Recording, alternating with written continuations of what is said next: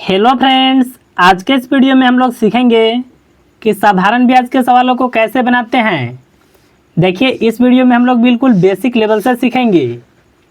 यहाँ पर देखिए, पहला प्रश्न है 12,600 रुपये का 12% वार्षिक दर से 4 वर्ष 2 महीने का साधारण ब्याज कितना होगा। देखिए, इसको आप बिल्कुल आसानी से बता सकते हैं। देखिए, आप लोग को पता होगा कि साधारण ब्याज निकालने का फार्मूला क्या होता है। साधारण ब्याज बराबर होता है मूलधन गुना दर गुना समय और इसके बटा में होता है 100। देखिए, यह फार्मूला होता है साधारण ब्याज को निकालने के लिए।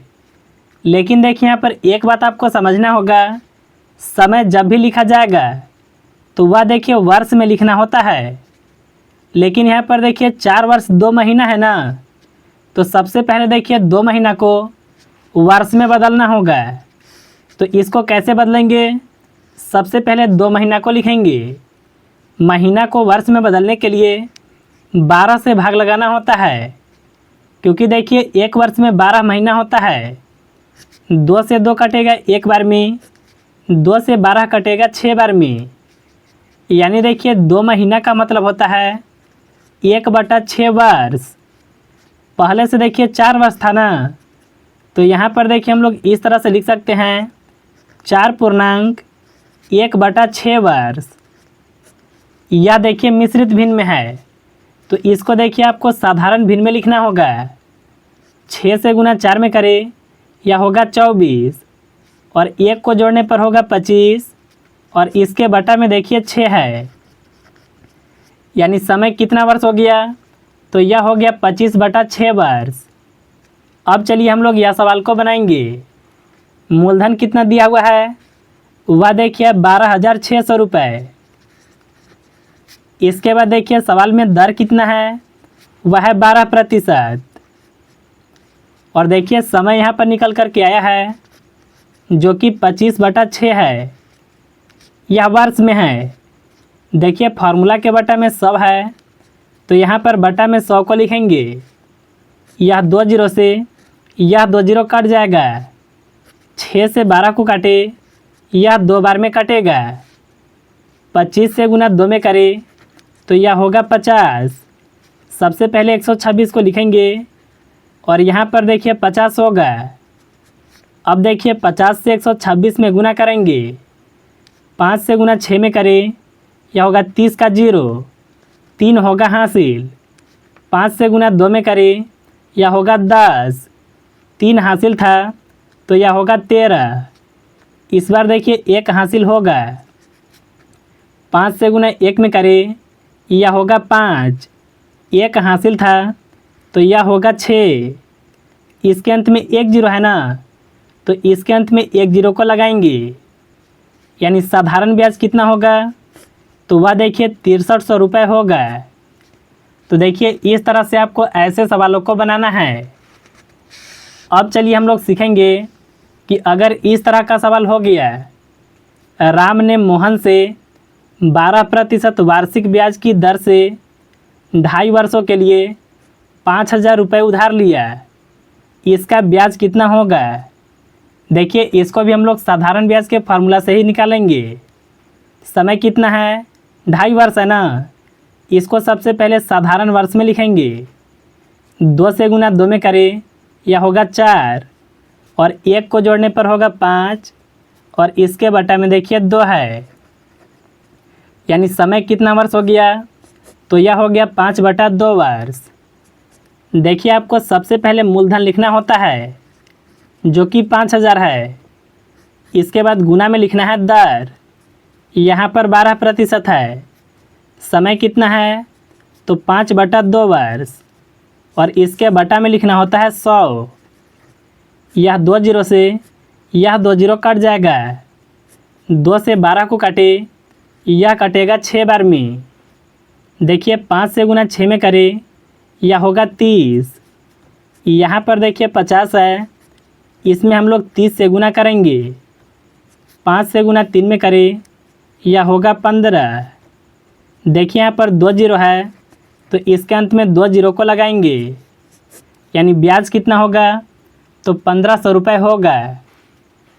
अब चलिए हम लोग सीखेंगे कि अगर इस तरह का सवाल आ गया, देखिए 2000 रुपये का 10% वार्षिक दर से 146 दिन का ब्याज कितना होगा।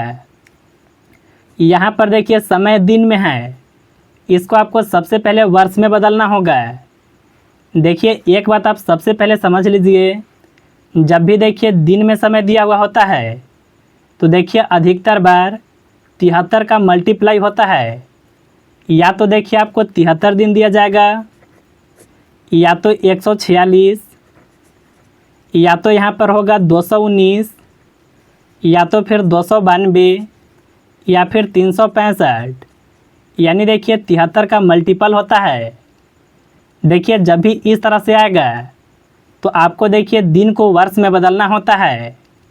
तो 146 दिन है ना, इसको देखिए वर्ष में बदलने के लिए इसमें आपको 365 से भाग को लगाना होगा।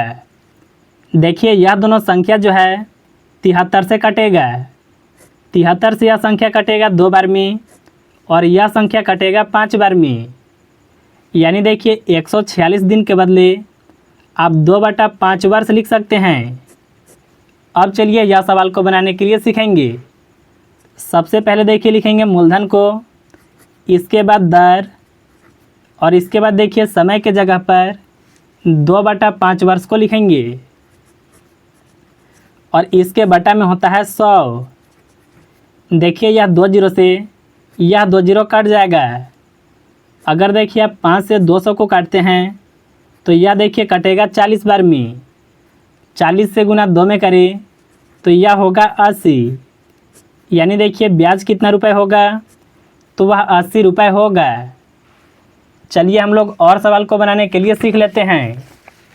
जैसे देखिए यहाँ पर एक सवाल और है, कौन सी राशि साधारण ब्याज 6 महीना में 4% वार्षिक दर से 200 रुपये ब्याज मिलेगा। यानी देखिए आपको बताना है कि वह कौन सी राशि है। इसका मतलब है कि आपको मूलधन निकालना है।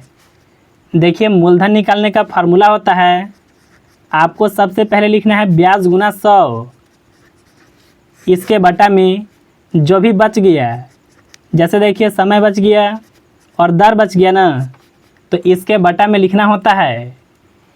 देखिए ब्याज कितना होना चाहिए, तो 200 रुपये होना चाहिए, गुना में लिखना है 100, इसके बाद लिखना है समय।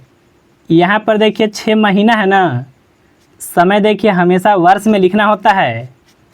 तो देखिए 6 महीना को वर्ष में कैसे बदलेंगे, इसमें देखिए आपको 12 से भाग लगाना होगा। इसके बाद देखिए गुना में लिखना है दर, जो कि देखिए सवाल में दिया हुआ है 4%। 4 से 12 को काटे, यह कटेगा 3 बार में। 3 से 6 कटेगा 2 बार में। 2 से 200 को काटे, यह कटेगा 100 बार में। अगर देखिए आप 100 से गुना 100 में करेंगे तो यह आएगा 10,000। यानी वह धनराशि कितना होगा, तो वह 10,000 रुपये होगा। इस फार्मूला से देखिए मूलधन को निकालते हैं। चलिए हम लोग अगला सवाल को बनाने के लिए सीखते हैं। कितने वर्षों में 12% वार्षिक दर से 3,000 रुपये का साधारण ब्याज 720 रुपये हो जाएगा। यानी कितने वर्षों में, आपको देखिए यह सवाल में समय निकालना होगा। तो देखिए समय निकालने का फार्मूला क्या होता है, इसमें भी देखिए ब्याज गुना 100 ऊपर रहता है। तो यहाँ पर देखिए लिख लेते हैं ब्याज गुना 100, और इसके बटा में देखिए जो भी बच गया, जैसे मूलधन और दर, तो इसके बटा में लिखना होता है ब्याज कितना होना चाहिए, तो 720 रुपये होना चाहिए। गुना में देखिए 100 है, मूलधन कितना है, यहाँ पर देखिए 3,000। इसके बाद देखिए गुना में लिखना है दर, जो कि देखिए सवाल में दिया हुआ है 12%। देखिए यह 3 जीरो से यह 3 जीरो कट जाएगा। अगर देखिए 12 से 72 को काटे तो यह कटेगा 6 बार में। यहाँ ऊपर में 6 आया है ना, और इसके बटा में 3 है। 3 से 6 कटेगा 2 बार में। यानी समय कितना लगेगा, तो 2 वर्ष लगेगा। तो देखिए यह फार्मूला से समय को निकालना होता है। देखिए एक सवाल और है और यह सवाल आखिरी है। प्रश्न क्या है, एक धनराशि 4 वर्ष में 12.5% वार्षिक साधारण ब्याज की दर से 3750 रुपये हो जाती है, तो धनराशि कितनी है। देखिए जब भी सवाल में बोला जाएगा कि हो जाती है, तो इसका मतलब है कि यह न तो ब्याज है और न तो मूलधन। इतना पैसा होने का मतलब यह होगा मिश्रधन। देखिए हम लोग सबसे पहले समझेंगे कि मिश्रधन क्या होता है। अगर देखिए आप मूलधन और प्लस ब्याज यानी दोनों को जोड़ देते हैं तो वह होता है मिश्रधन। तो आखिर हम लोग यह सवाल को कैसे बनाएंगे, एक बात देखिए आप सबसे पहले समझ लीजिए, जब भी मूलधन होता है तो वह हमेशा 100% होता है। अब देखिए हम लोग देखेंगे कि आखिर यह पैसा कितना प्रतिशत होगा। एक बात आप सबसे पहले समझिए, जब 12.5% की दर है और यह वार्षिक है ना, यानी एक साल में ब्याज कितना मिलता है, तो वह है 12.5%। तो यह एक साल का है, यह 4 वर्ष तक का ब्याज इसमें है ना। तो आपको देखिए दर में या समय से गुना करना है। तो यहाँ पर देखिए सबसे पहले लिखेंगे 12.5 को, इतना ब्याज मिल रहा है एक साल में, तो 4 साल का पता करने के लिए इसमें 4 से गुना करना होगा। इसको सबसे पहले साधारण भिन्न में लिखेंगे, 12 से गुना 2 में करें या होगा 24 और 1 को जोड़ने पर होगा 25। इसके बटा में रहेगा 2 और गुना में देखिए 4 है। 2 से 4 को काटे, यह 2 बार में कटेगा। 25 से गुना 2 में करें यह होगा 50। यानी 4 साल में ब्याज कितना प्रतिशत मिलेगा, तो 50% मिलेगा। और देखिए 100% मूलधन होता है, तो देखिए हम लोग 100% में यह ब्याज को जोड़ेंगे। तो देखिए यहाँ पर हो जाएगा 150%। यहाँ पर देखिए आप फिर से समझ लीजिए, अगर देखिए 12.5% वार्षिक ब्याज दर है तो यह एक साल का है ना। अगर आप 4 साल तक ब्याज लेते हैं तो इस हिसाब से आपको 50% ब्याज मिलेगा।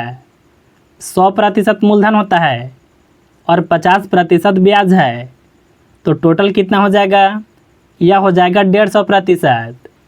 मूलधन और ब्याज को जोड़ने पर यह मिश्रधन आता है।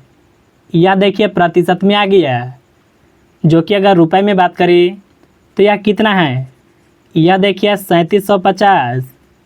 तो देखिए 3750 रुपये का तुलना आप 150% से कर सकते हैं।